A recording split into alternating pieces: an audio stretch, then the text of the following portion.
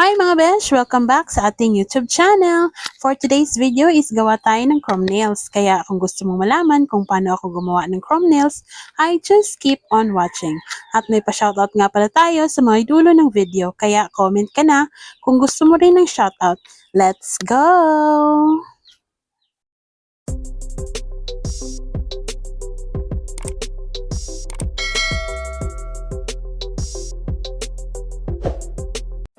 Una is kinat muna natin yung kuko ni client.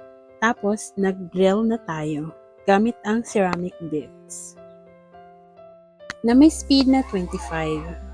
Dahan-dahan lang sa pagde-drill para hindi masugatan or mainitan yung kuko ni client.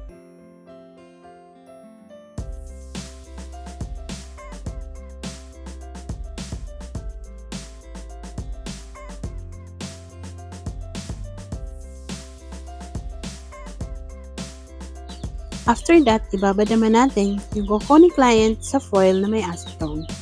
Magbabad lang tayo ng 5 to 10 minutes.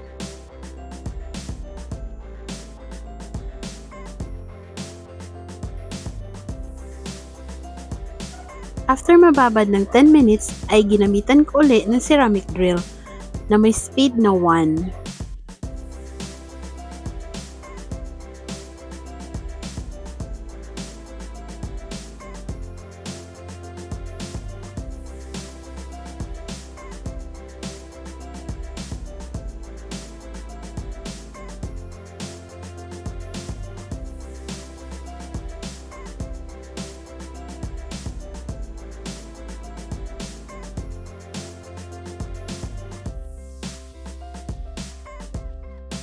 Pagkatapos matanggalan lahat ng soft gel extensions ni client, is sinunod ko naman ang pagpe-prep ng kanyang kuko.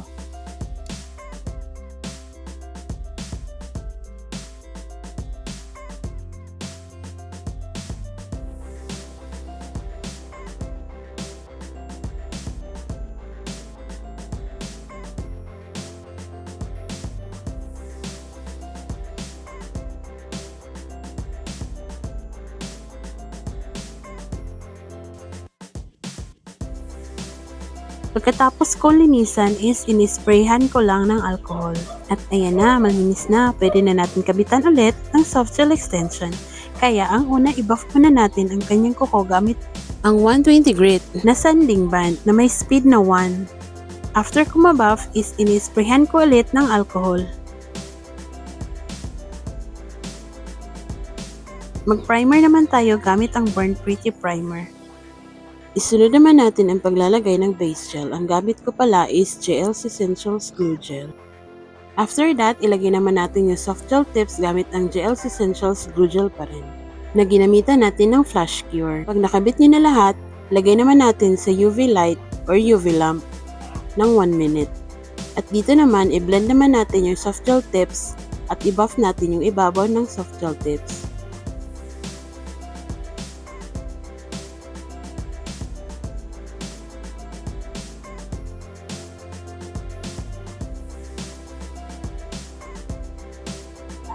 After ko mabuff is inisprayhan ko ulit ng alcohol. Dito naman ay nakapaglagay na ako ng first coat gamit ang ating base color. Kung makikita nyo is nagmix lang ako ng dalawang color. Isang dark brown at isang light brown na may nakahalong glue gel.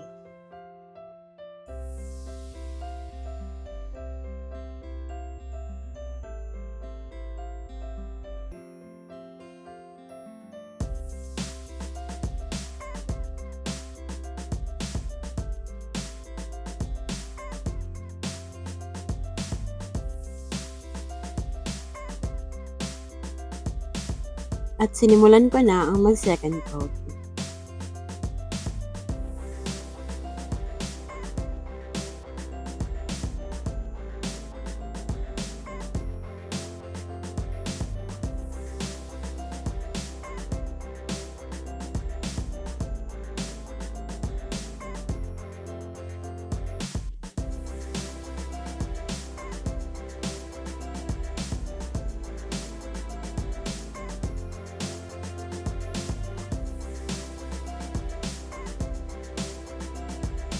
After na second coat is ilagay niyo uli sa lamp ng 60 seconds or 1 minute. Sa paggawa nga pala ng chrome nails ay ito ang una kong ginagawa. Pinapahiran ko muna ng alcohol ang kanyang kuko.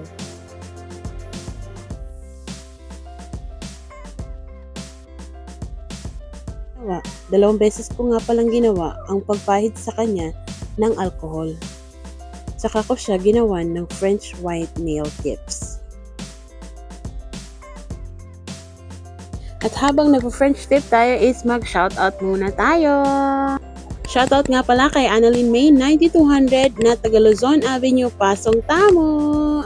At kung gusto mo rin ma-shoutout, comment ka lang down below at ilagay mo kung saan kang lugar nakatira para malaman ko kung saan ba nakakarating ang aking video. Maraming salamat po sa lahat ng nanood ng aking last video. At saka salamat din sa nag-comment ng shoutout.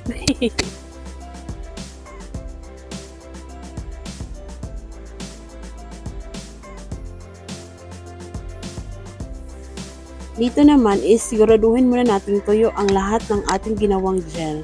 Kagaya nito, medyo basa pa siya kaya nilagay ko sa flash cure. Ang dahilan nga po pala kung bakit ko nilagyan ng alcohol ang kuko ni client is para hindi dumikit yung ating chrome nails doon lang sa may white na gel na kinure natin ng 1 minute sa lamp.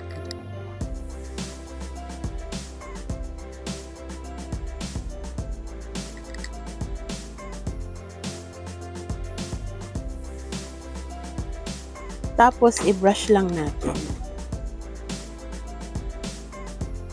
Pero, hindi naman tayo perfect at may mga lumagpas pa rin kagaya niyan.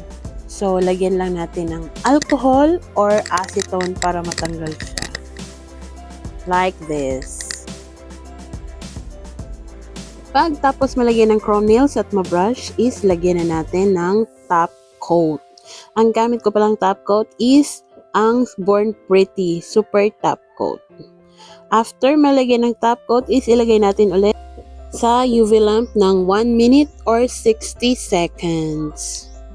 Yung thumb nga pala is hinuli natin pero hindi ko na nabidyohan kasi parehas lang naman ang process ng ating ginawang unang kuko. Pagkatapos naglagay na tayo ng martiolet para medyo pinkish-pinkish ang kuko ng ating client. Sorry sa mga manok is early in the morning kasi ako nag-voice over. After ng martiolet is nag-spray lang ako ng alcohol pagkatapos ay pinahiran ko na yung mga excess na chrome nails sa may gilid ng kuko ni client para malinis talaga. At ayan na, tapos na. Salamat sa panonood!